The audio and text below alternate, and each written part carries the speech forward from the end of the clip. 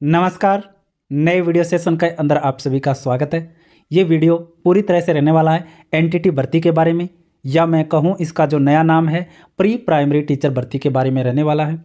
क्योंकि आपको पता होगा कि आज के टाइम में सबसे बड़ा सवाल ये चल रहा है कि प्री प्राइमरी टीचर जो वैकेंसी आएगी उसके अंदर एनटीटी कोर्स चलेगा या ईसीसी वाला कोर्स मान्य होगा, या फिर हम एक और बात करें डीपीएससी का जो कोर्स चलता है उसको वैलिड माना जाएगा, या फिर बीएड जो होता है आपका जो नर्सरी के अंदर उसको वैलिड माना जाएगा, या फिर हम बात करें DECED इस कोर्स को है वो मान्य किया जाएगा। अलग अलग तरीके के जो कोर्स है वो आपके दिमाग में या आपके चारों तरफ मार्केट में फैले हुए हैं, और कहीं ना कहीं आपके पास कोई डिप्लोमा नहीं है तो आप करने के बारे में सोच रहे होंगे। और सबसे बड़ा सवाल ये आता है कि हम अब कौन सा कोर्स करें, कहाँ पर एडमिशन लें जिससे पैसों की भी बर्बादी ना हो और हमारी तैयारी भी व्यर्थ ना चली जाए। तो हम ऐसा क्या करें, कौन सा कोर्स करें, सबसे बड़ी जो चिंता है वो आपके लिए यही बनी हुई है।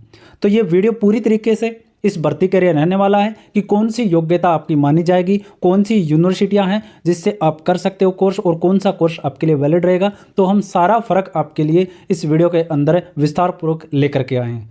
तो जो भी चैनल पे पहले बार विजिट करा उन सभी से मैं निवेदन करूंगा कि चैनल को सब्सक्राइब जरूर कर लें, वीडियो को ज़्यादा से ज़्यादा शेयर कर दें और वीडियो को लाइक जरूर कर दें। अब देखो, सबसे बड़ी बात तो ये है कि इसके अंदर बहुत सारे डिप्लोमा होते हैं, और उनके नाम मैं बता देता हूं जो आपने सुने होंगे। सबसे पहला डिप्लोमा तो आता है डीपीएससी, ठीक है, ये नाम आपने सुना होगा। इसके अलावा आपने सुना होगा DECED,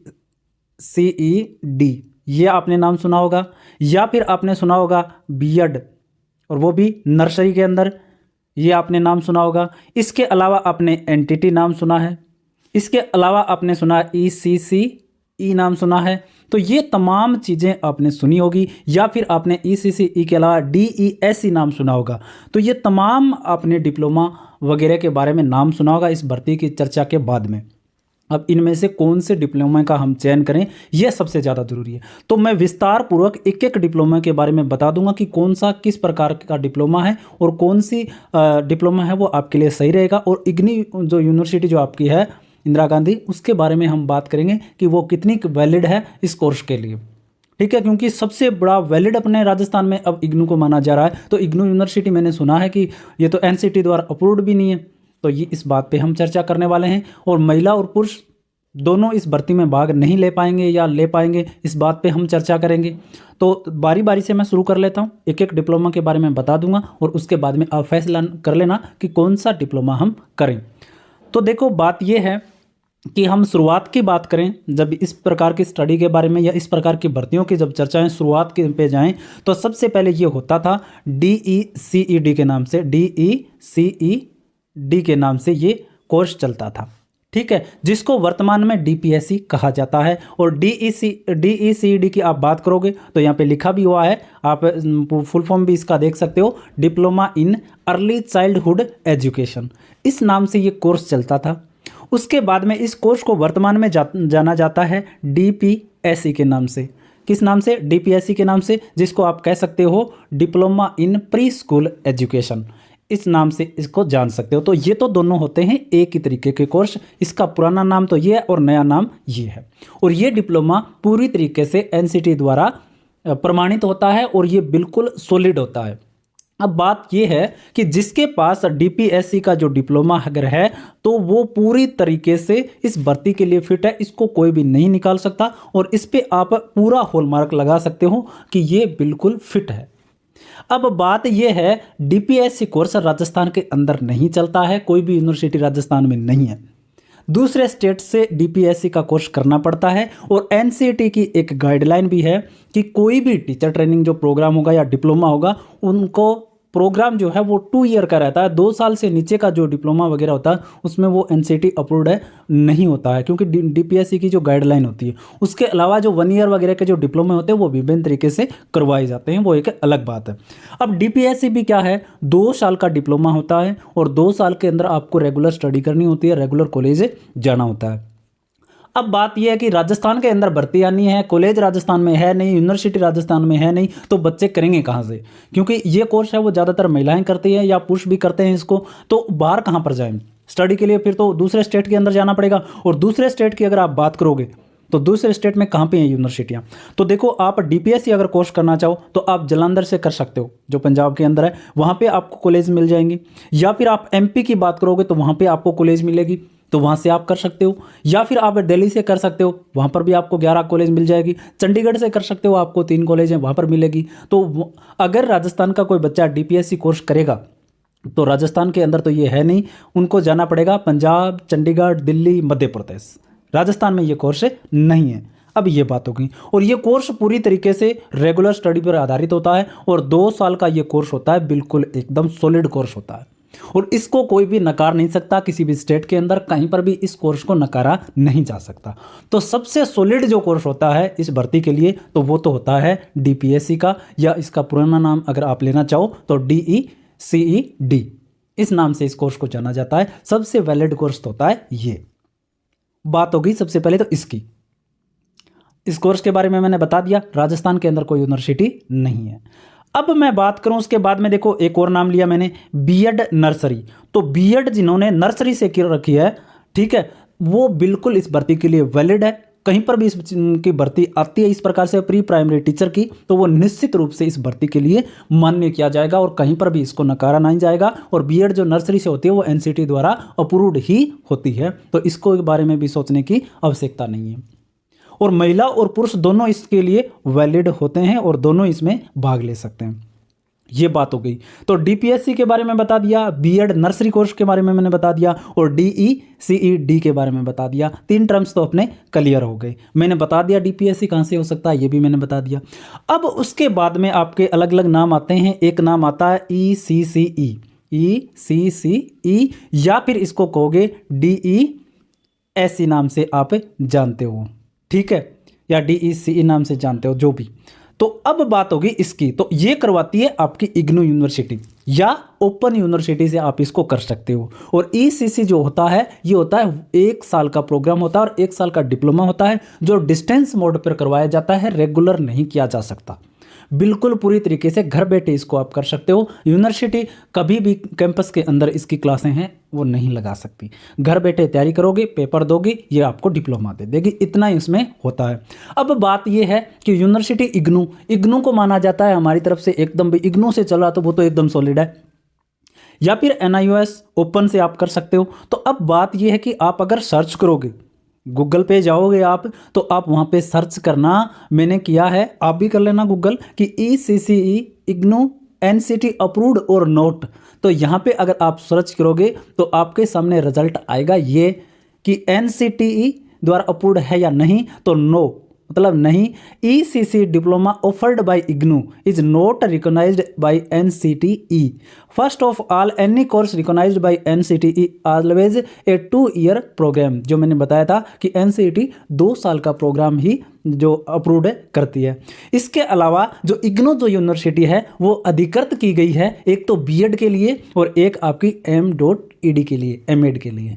इन 2 कोर्स के लिए NCT द्वारा अप्रूव्ड है, बिल्कुल है। ये 2 चीज़ आप करते हो तो ये यूनिवर्सिटी बिल्कुल मान्य है, कहीं पर भी इसका डिप्लोमा या कोर्स आप वैलिड करा सकते हो। लेकिन ECCE कोर्स के लिए ये यूनिवर्सिटी NCT द्वारा मान्यता प्राप्त नहीं है, ये मैंने बता दिया। बात ये होगी ECC के बारे में। अब उसके अलावा बच गया आपका NTT। लगातार मैं बात कर रहा हूँ, हर चीज़ की मैं बारी बारी से बात करूँगा, आपको सारी मैं वो निकालने वाला हूँ। NTT की मैं बात करूँ कि अब NTT क्या चीज़ है, तो NTT पूरी तरीके से 2 साल का कोर्स होता है, ये आपको मैं बता देता हूँ। महिला पुरुष दोनों ही कर सकते हैं और ये 2011 से पहले हो सकता था, वर्तमान में ये होता नहीं है। ये भी मैं बता देता हूँ आपको कि ये वर्तमान में नहीं है राजस्थान के अंदर, तो आपने भी देखा होगा, तो ये होता नहीं। अब बात ये है कि 2 साल का जिसके पास भी NTT कोर्स है वो किसी प्रकार की चिंता करने की आवश्यकता नहीं है, उनका आराम से ये चलेगा। बीएड नर्सरी से कर का उसका चलेगा, DPSC कोर्स कर का उसका चलेगा। अब बात ये है कि जिसने 1 साल का जिन्होंने डिप्लोमा ले रखा है, जो इग्नू से लिया है या कोई अन्य यूनिवर्सिटी से लिया है, या फिर NTT किसी ने अगर कर रखा है 1 साल का, क्योंकि तरह तरीके की चीज़ें होती है। हालांकि NTT जो होता है वो 2 साल का ही मान्य होता है। मैं ये भी दिखा देता हूँ यहाँ पे, आप अलग अलग पिछले राजस्थान में अगर भर्ती आई थी NTT की, और अगर किसी ने एग्जाम दिया है 2018 के अंदर, वहाँ पे नोटिफिकेशन पड़ा है अभी भी RSSB की साइट के ऊपर, तो वहाँ पे जाकर देख लेना, तो वहाँ पे स्पष्ट लिखा है कि 2 साल का डिप्लोमा होना चाहिए। क्योंकि आप जो कमेंट वगैरह करते हो ना कहीं पर पे जाके, या आप अपनी तरफ से करते हो तो कि नहीं 1 साल का होता है एनटीटी, तो बिल्कुल आप देख लेना, वहाँ पे स्पष्ट लिखा, और भी दिखा देता हूँ मैं कहाँ पर लिखा है। चंडीगढ़ के अंदर वैकेंसी आई थी, ठीक है, एनटीटी की, तो वहाँ पर भी स्पष्ट लिखा था कि 2 साल का कोर्स है वो मान्य किया जाएगा। इसमें 2 साल का ही कोर्स मान्य, एक तो ये बीएड वाला नर्सरी वाला हो गया, डीईसीईडी जो मैंने बताया, डीपीएससी ये मान्य हो गया, और 2 साल की अगर आपने एनटीटी कर रखी है तो वो मान्य किया जाएगा, अन्यथा नहीं किया जाएगा। चंडीगढ़ के अंदर ये विज्ञापन आया था, ठीक है। अब बात ये है, अब हम देखें, अब बताओ करें क्या। अब ये कोर्स जिसके ने बीएड नर्सरी से कर रखा है, डीपीएससी कर रखा है, या डीपीएससी करना चाहता है, आराम से एडमिशन ले सकते हो। मध्य प्रदेश जाना पड़ेगा, या जालंधर जाना पड़ेगा, या दिल्ली जाना पड़ेगा। खर्चा आता है, अच्छा खासा खर्चा आता है। आपको भी पता है कि 2 साल के पैसे बहुत खासे हो जाते हैं, और वहाँ पे जाना भी होता है। तो बात ये है, बीएड नर्सरी हो गई, एक तो ये हो गया। अब बात आती है एनटीटी, तो एनटीटी कोर्स भी राजस्थान के अंदर नहीं है, तो आप कर नहीं सकते। अब बात यह आई ईसीसी, तो ईसीसी के बारे में बात ये होगी, इग्नू तो एनसीटी द्वारा अप्रूव्ड ही नहीं है, तो करें क्या। तो देखो, केवीएस के अंदर एक बार जब भर्ती आई थी इसके बारे में, तो केवीएस ने आयोजन करवाया था भर्ती का, तो उस टाइम में डीपीएससी किए हुए, या बीएड नर्सरी किए हुए, या डीईसीईडी जो मैंने बताया वो किए हुए बच्चे नहीं थे, या एनटीटी 2 ईयर वाले नहीं थे। तो देखो, एनसीटी क्या करती है कि अधिकार देती है स्टेट्स को, अलग अलग राज्यों को, कि वो अपने अनुसार कुछ संशोधन है वो एनसीटी से करवा सकते हैं अपने राज्य के अनुसार। तो अब बात ये आती है कि जब राजस्थान के अंदर डीपीएससी जैसे कोर्स के लिए कोई यूनिवर्सिटी नहीं है, या फिर हम बात करें कि 2 साल की एनटीटी वगैरह की कोई सुविधा नहीं है, यहाँ पे ईसीसी जो कोर्स है वो मान्य ना करे, क्योंकि एनसीटी द्वारा कोई भी, देखो जब एनसीटी जो आपने आपका जो प्री प्राइमरी टीचर के लिए जो नियम संशोधन हुआ था, उसमें ये लिखा है कि भाई एनसीटी जो अप्रूव कर देगी वो कोर्स है वो वैलिड माना जाएगा। तो अब इग्नू से तो कर लें तो वो वैलिड ही नहीं है फिर। तो अब बात ये आती है कि तो राजस्थान के अंदर भर्ती आएगी तो ईसीसी तो मान्य नहीं करेंगे फिर, क्योंकि एनसीटी द्वारा अप्रूव्ड नहीं है। फिर 1-2 चीज़ें और आती है, देखो मैं नाम बता देता हूँ। एमएचआरडी द्वारा, होम मिनिस्ट्री द्वारा जो करवाए जाते हैं, कोर्स करवाए जाते हैं, तो वो भी, और एक ईसीसी वाले कोर्स, दोनों क्या होते हैं, इक्वली होते हैं, या एनटीटी को आप अगर आप मानोगे तो ये क्या होता है, इक्वली कोर्स होते हैं, एक तरीके के होते हैं, ठीक है। सबसे वैलिड तो होता है डीपीएससी, बीएड नर्सरी, ये एकदम परफेक्ट होते हैं। इसके अलावा जो बचते हैं ना वो एक कैटेगरी में आते हैं वर्तमान में। अब क्या करें, तो देखो बात ये है यहाँ पर, अगर राजस्थान सरकार अगर नियम संशोधन के लिए रिक्वेस्ट डाले एनसीटी से, तो हो सकता है कि वो इस प्रकार की छूट दे दे राजस्थान सरकार को कि भाई आप जो योग्यता निर्धारित करके हमें रिक्वेस्ट भेजे, उस योग्यता को वो क्या कर दे, अप्रूव दे दे, तब तो आप मान्य हो जाओगे। ईसीसी वाला कोर्स भी मान्य हो जाएगा, और एनटीटी अगर किसी ने 1 ईयर जो भी आपने जहाँ से भी कर रखा वो मान्य हो जाएगा फिर, ठीक है। कोई अन्य डिप्लोमा जो भी है, तो फिर या आप बात करो डीईएससी की, या आप डीईसी की बात करोगे, तो वो क्या हो जाएगा, मान्य हो जाएगा। अन्यथा देखो, तलवार तो लटकी रहेगी, सॉलिड तो है नहीं ये चीज़। ये मैंने बता दिया, फ़र्क मैंने बता दिया कि क्या फ़र्क है इन चीज़ों में। तो 2 ईयर डिप्लोमा है वो इसमें प्राथमिकता दी जाती है, और सबसे ज़्यादा बात ये है कि एनसीटी जो आपकी है, एनसीटी ये तभी अप्रूव करती है जब वो प्रोग्राम कितने दिन का हो, 2 साल का हो। अब आपको फैसला करना है कि जब आप पैसे लगा रहे हो तो कौन से डिप्लोमे में आप पैसे लगाओ, क्योंकि इग्नू में तो ज़्यादा फीस लगती नहीं है, 3-3.5 हज़ार फीस लगती है, एनसीटी द्वारा अप्रूव्ड नहीं है।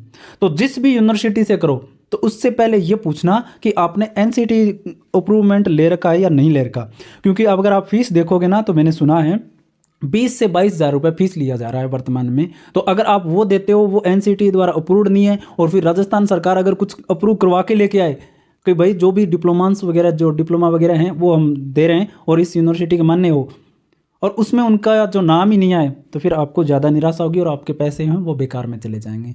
आप देख लो, आपको फैसला करना है, आपको क्या करना है क्या नहीं करना है। इनमें सबसे बड़ी बात यही थी, मैंने को ये बताना था कि इग्नू के बारे में बताना था, मैंने विभिन्न कोर्स थे उनके बारे में मैंने बताना था कि भी कौन सा ज़्यादा वैलिड है, कौन सा वैलिड कम है। एनटीटी के बारे में मैंने बताया, एनटीटी है वो 2011 से पहले होता था, 2 साल का होता था तब भी, तो वो वैलिड है, वो माना जाएगा। लेकिन वर्तमान में अगर कोई एनटीटी करवा रहा है तो मैंने सुना है कि 1 साल वगैरह का करवा रहे हैं, मार्केट में सुना है मैंने। ईसीसी को जो कोर्स है वो 1 साल का जो इग्नू से सलाह दी जाती है, और कहीं से भी करने की सलाह दी जाती है, तो एनसीटी द्वारा अप्रूव्ड वो ये नहीं है। भविष्य में अगर सरकार नियम संशोधन करके मंगवाए कि भी डीपीएससी कोर्स हमारे नहीं है, यहाँ पे बीएड नर्सरी वगैरह किए हुए बच्चे नहीं हैं, तो हम कोई कोर्स है वो एनटीटी वगैरह जो भी अगर आप करवाए तो उसमें संशोधन की मंजूरी दो, तो फिर आप क्या करोगे, ये फैसला अब आप लोग कर लेना है। और ECCE है जो कोर्स है वो इग्नू करवा रही है और NIOS करवा रही है, ये मैं आपको बता देता हूँ। और महिला और पुरुष इसमें दोनों भाग ले सकते हैं। बाकी तमाम जो भी चीज़ें हैं वो धीरे धीरे स्पष्ट होने लग जाएंगी और हम लगातार आपको अपडेट करवाते रहेंगे। और आप चैनल को सब्सक्राइब करके ज़रूर रख लेना और ज़्यादा से ज़्यादा वीडियो को शेयर कर देना। हमसे टेलीग्राम ग्रुप से जुड़ सकते हो, आपको कमेंट सेक्शन में लिंक मिल जाएगा। आज के लिए इतना ही, धन्यवाद।